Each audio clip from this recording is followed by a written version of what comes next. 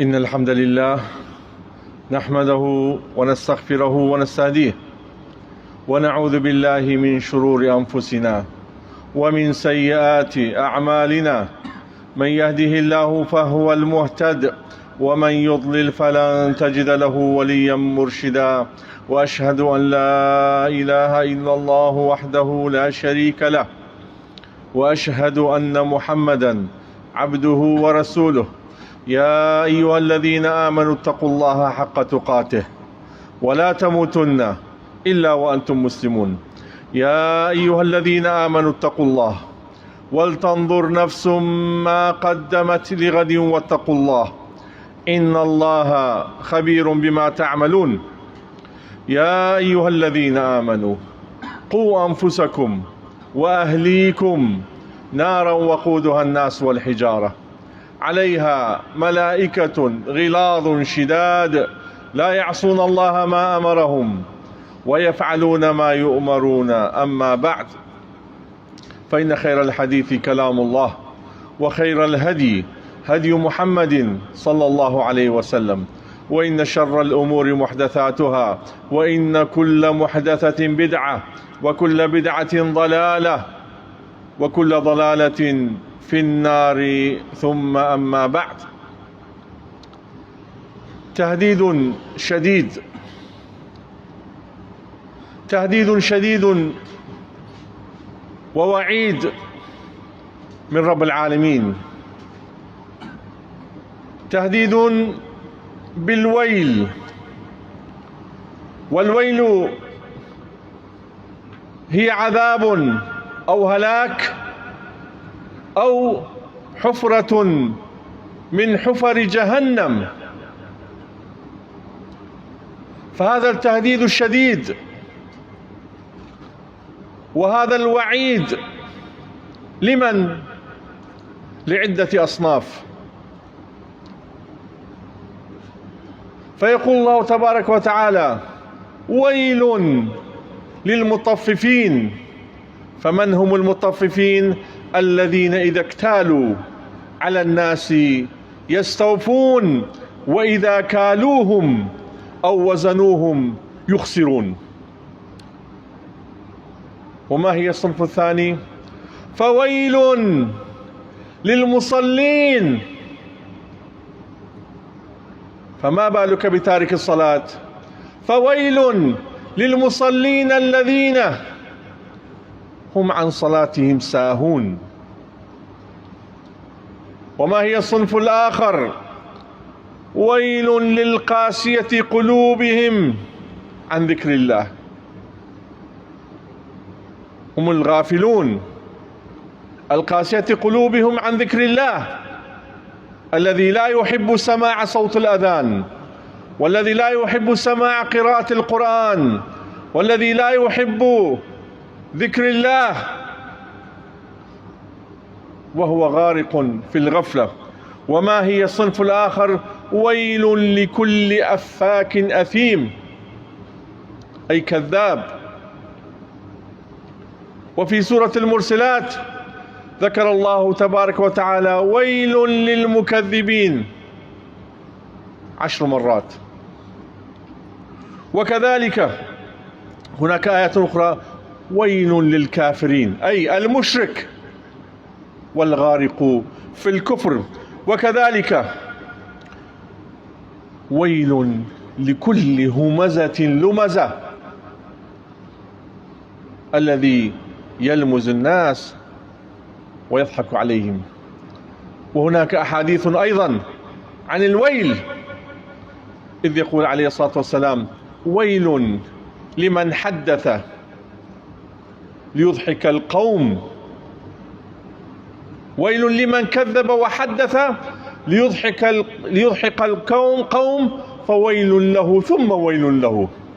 وفي حديث آخر يقول عليه الصلاة والسلام: ويل للأعقاب من النار، أولئك الذين عندما يتوضؤون لا يصل الماء إلى أعقابهم. فنسأل الله العظيم رب العرش الكريم أن لا يجعلنا من أهل الويل يا رب العالمين. اللهم لا تجعلنا منهم يا رب العالمين. فيا أحباب المصطفى صلى الله عليه وسلم، ويا من لبيتم نداء ربكم القائل: يا أيها الذين آمنوا إذا نودي للصلاة من يوم الجمعة فاسعوا إلى ذكر الله وذروا البيع. فيا من أتيتم إلى بيت من بيوت الله طبتم وطاب ممشاكم وتبوأتم من الجنة منزلا. فنسأل الله العظيم رب العرش الكريم كما جمعنا في بيت من بيوته أن يجمعنا مع الحبيب المصطفى صلى الله عليه وسلم، ومع النبيين والصديقين والشهداء والصالحين، وحسن أولئك رفيقا، إنه على كل شيء قدير وبالإجابة جدير. أقول ما سمعتم واستغفر الله لي ولكم ولسائر المسلمين فاستغفروه إنه هو الغفور الرحيم.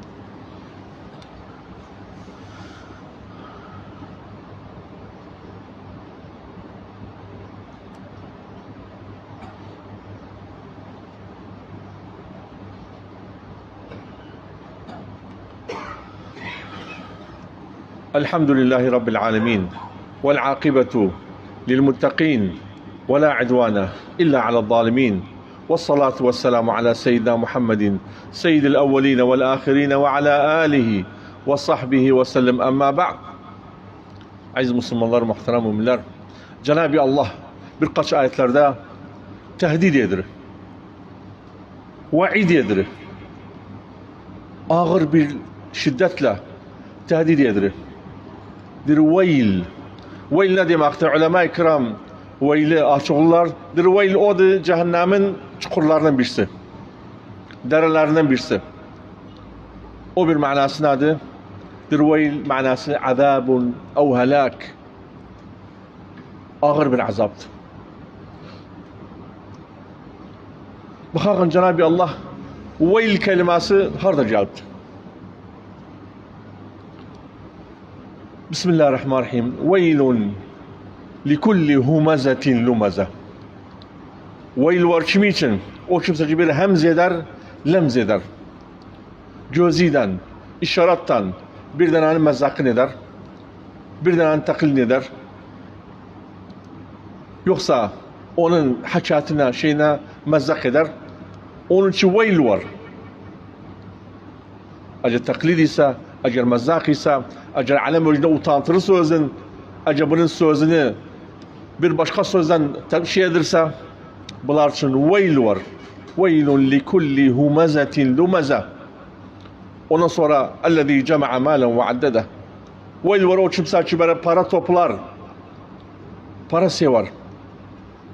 Yahsebu enne mâlehu ahlede. Bu para savuç kalmayacaktı. Şu paranın zekatını çıkartmaz, paranın hakkını çıkartmaz, sadaka vermez. O bir ayette buyurur Rabbil Alemin: ve fi amwalihim hakkun lissail vel mahrum. O parada ki böyle toplusan özün, yoksulun, fakirin hakkı var içinde. Veylun likulli humazetin lumaze ellezî cema'a mâlen ve addede. Veyl var bu kimseler için. O birisi nedir? Veylun lil mutaffifin ellezîne idâ iktâlû alen nâsi yestevfûn. Mutaffif nedir?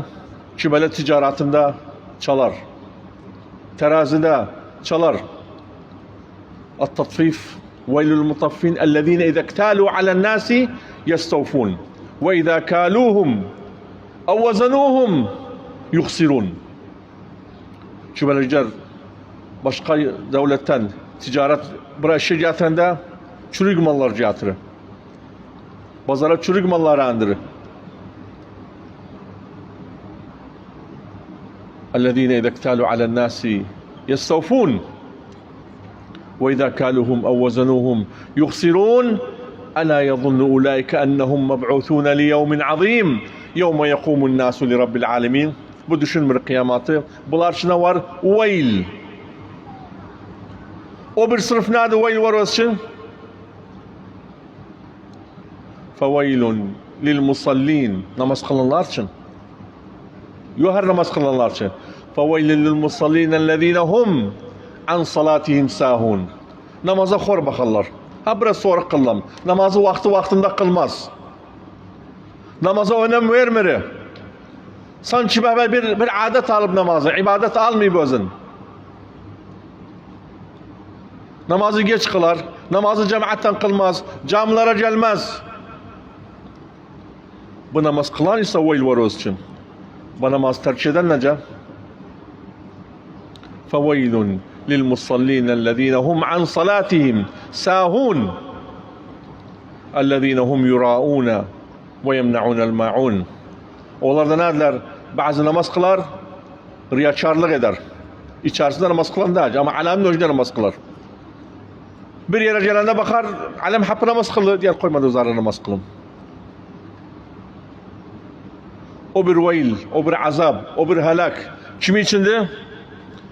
فَوَيْلٌ لِلْقَاسِيَةِ قُلُوبِهِمْ عَنْ ذِكْرِ اللّٰهِ.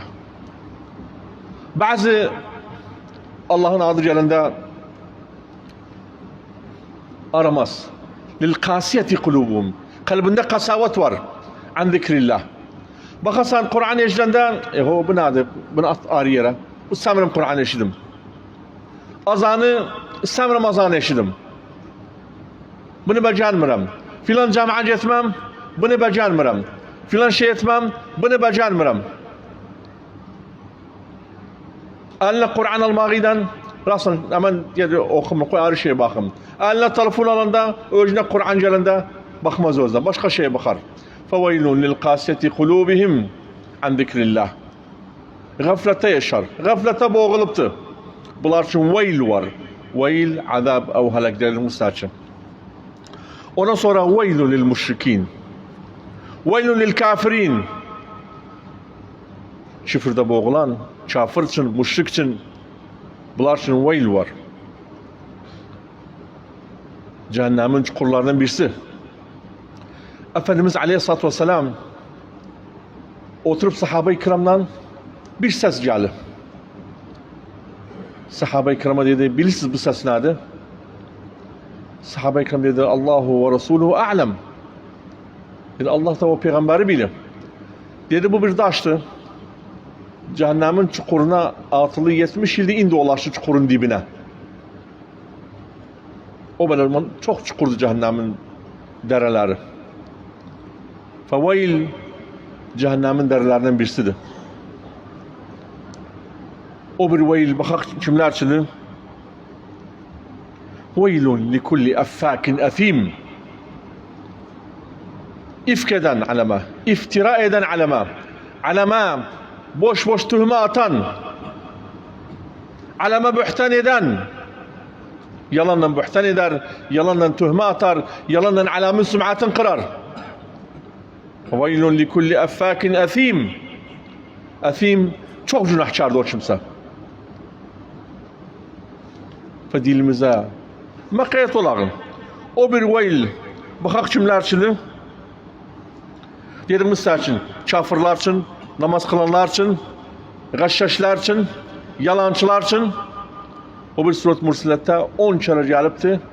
Veilun lil mukezzibin. O bir ayet nedir? Veilun lil mukezzibin ellezine yukezzibune bi yevmiddin.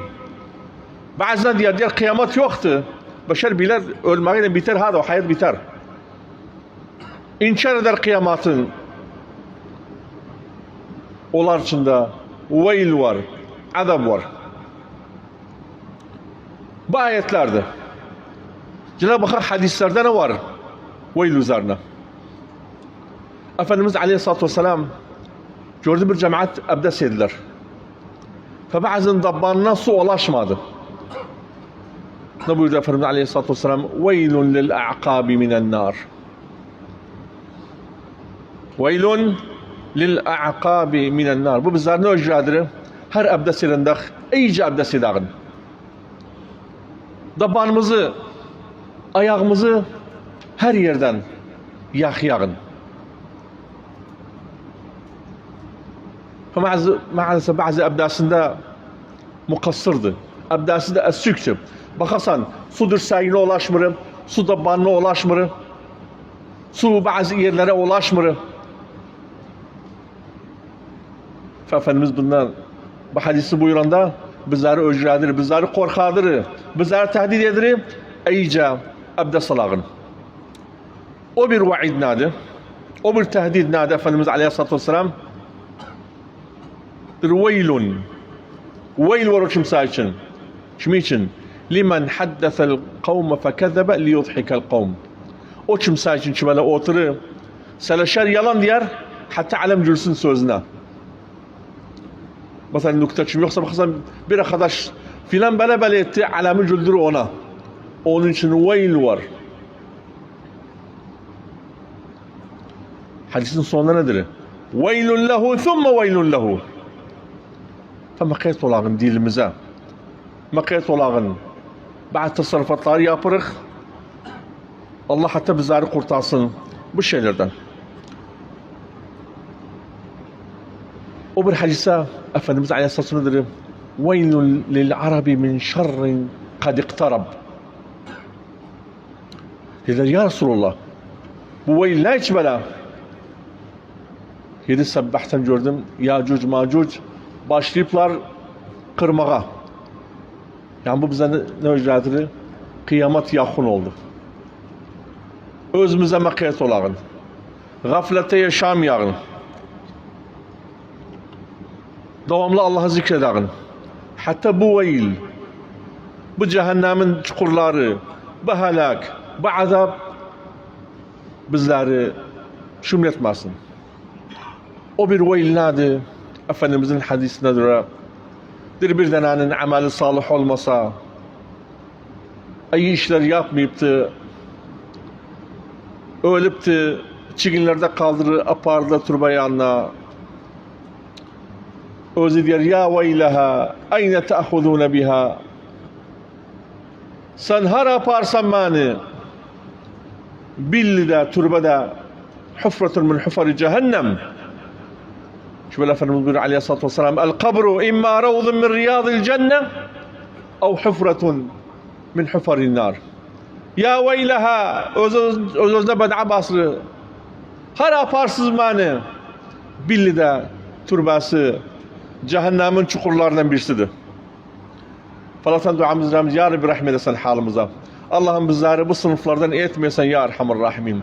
Allah'ım bizleri gafirlerden etmesen ya Rabbil Alemin. Allah'ım bizleri kafirlerden etmesen ya Rabbil Alemin. Allah'ım bizleri müşriklerden etmesen ya Rabbil Alemin. Allah'ım bizleri yalancılardan etmesen ya Rabbil Alemin. Allah'ım bizleri buhtankarlardan etmesen ya Rabbil Alemin. Allah'ım bizleri o kimseleri etmesen şüpheli senden gafildiler ya Erhamur Rahim. Allah'ım sen Erhamur Rahim'sen. Rahmetu ve bizi şümledesin ya Rabbil Alemin. Bizleri esük etmesen rahmetudan ya Erhamur Rahim. Allah'ım hastalarımıza şifa veresin ya Rabbil Alemin. Hastalarımıza şifa veresin ya Rabbil Alemin. Tüm hastalara şifa veresin, cevullerin hoş eylesin ya Ekremel Ekremin. Allah'ım herki bizlere kimya ve cürat aldı. O kimya ve cüratı şifayı ve rahmet eylesin özü için ya Rabbil Alemin. Allah'ım bizlere sıhhat afiyet veresin ya Rabbil Alemin. Bizlere sıhhat afiyet veresin ya Rabbil Alemin. Yolumuzu salmayasan zalim doktorların yoluna ya Rabbil Alemin. Bizleri koymayasan zalim doktorların mürvatına ya Ekremel Ekremin. Allah'ım herkim bizlere dardadı, sıhlattadı, mazlumdu, mahbusdu, mağdurdu. Özü bunu nusret eylesin ya Ekremel Ekremin. Var kim bizlere borca batıptı, borcudu. Yardımcı olsan borcunu versin ya Erhamur Rahimin. Allah'ım ölülerimizi affedesin ya Rabbil Alemin. Yerlerini cennet eylesin ya Rabbil Alemin. Nene babamızı affedesin ya Rabbil Alemin. Efendimizden bunları haşredesen ya Ekremel Ekremin.